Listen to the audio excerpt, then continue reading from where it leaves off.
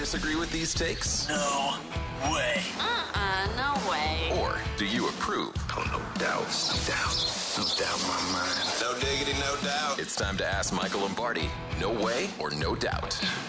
All right, Michael, we're coming in hot. I was on one, writing one this morning. Okay, the Bears, we talked about a little bit earlier. They're 3-1 over their last 4 games. Defense has made steady improvements throughout the course of the season.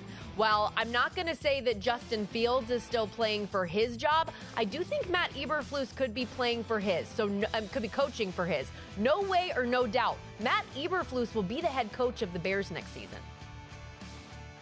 This is right in between. I would say no doubt he would be. I mean, I think he's done a really good job of holding it together. When you start dumping on all the problems he's had from injuries, coaches, he loses his defensive coordinator, for reasons we don't know. Running back coach loses him. A ton of injuries to start the season, kind of piecing it all together. I think he's actually done a good job. I mean, I keep reading about, once Justin Fields goes somewhere where they know what to do with him, I think what you see is what you're going to get if he goes somewhere else. It's going to be inconsistent. It's going to be very challenging to throw the ball when you have to throw it if you're behind in a game, and you're going to have to play from in front. But I think he's done a good enough job to come back. Now, the wild card is Kevin Warren, right? The wild card is Kevin Warren. Does Kevin Warren, who didn't hire Eberflus, he didn't hire Ryan Poles, he's going to have to make a decision if he wants to brand the organization. And they fired Mark Trestman after 2 years. They fired, other guys soon. So they don't have, it's not like they haven't done this before. But for me, there's no doubt he should be back, because I think he's done a good job of holding a bad situation together. Yeah, I think that if they continue to show fight and make these improvements, especially like they have on the defensive side of the ball, obviously he's a defensive guy, I think that he can show enough to keep his job. But it's a matter of, like you said, especially if you're bringing in a new quarterback next year, if you don't want to just start over fresh and have a new thing versus like the risk of, a one and done, and then have 2 coaches like you did with Matt Nagy and Matt Eberflus with Justin Fields. You don't want to be in that kind of a cyclical situation again. All right, let's go to the NFC South. You know how much I love talking about this division, so I'm hoping that maybe you can prove me wrong with this one. The winner of the NFC South, Michael, no way or no doubt, can win a playoff game. What do you think? They're going to get a bad wild card team, right? I mean, that's the thing. They're going to get a bad wild card team. And so there's probably no doubt they could win one. I don't see it happening. But let's put it in. Okay, so let's go right here. All right, so it's Tampa.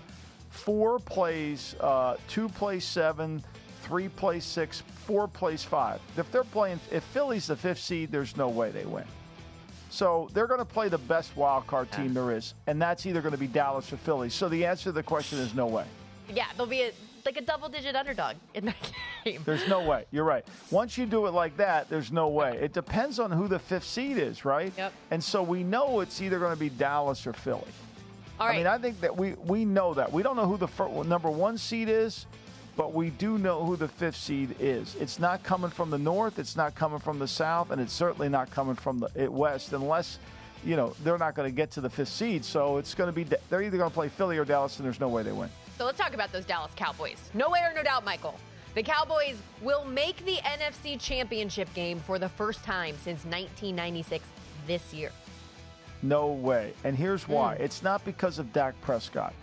I think there's holes in their defense. And I think if you paid close attention to the tape last week, everybody focused on the Eagles lost. Everybody tends to always look at the scoreboard. And certainly that's an important, that's an indication.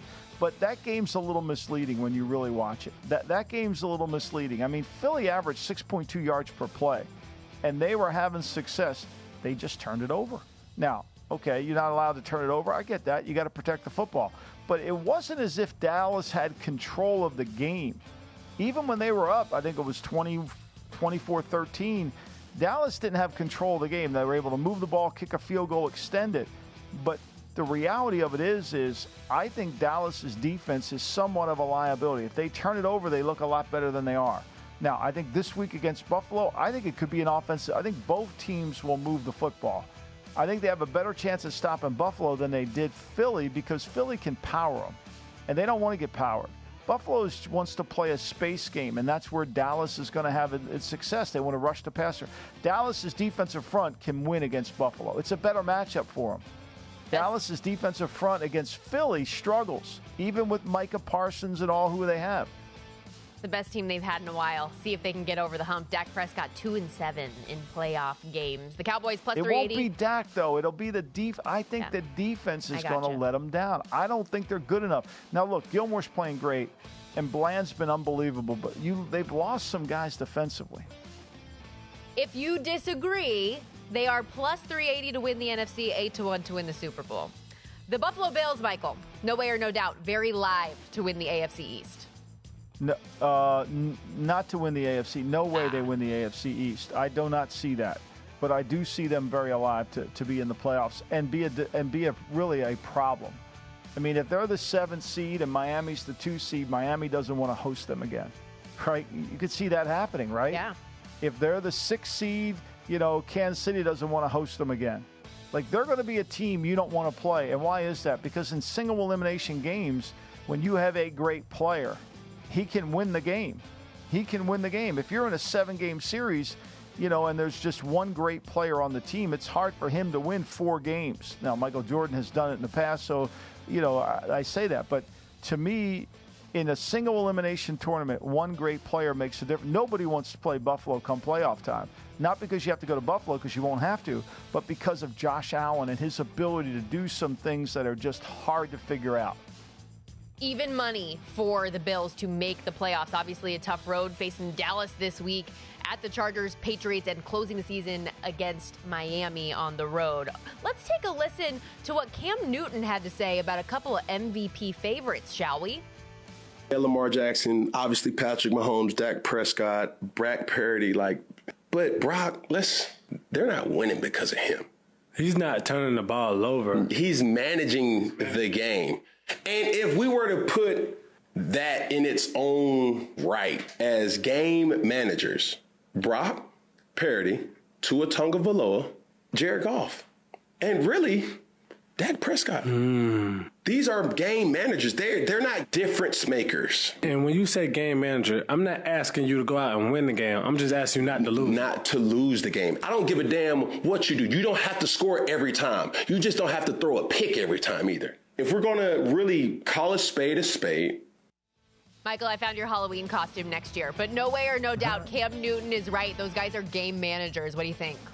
Well, I think it's I think there's the definition of game manager. I think he's right in one sense is they have to play point guard.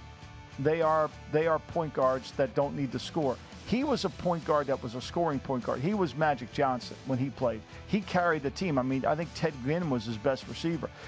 He had to score, he had to play. Whereas these guys have a lot of good pieces around them. But I think it's a little bit of a misleading statement in the definition. We hear managers. We think that anybody could go do it. No. Purdy's accurate. Tua, as much as I don't think Tua's a star, I think he benefits from his accuracy and his timing. Same thing with Goff. Now, Goff's turned the ball over back to when he was at the Rams at the end when they got tired of it.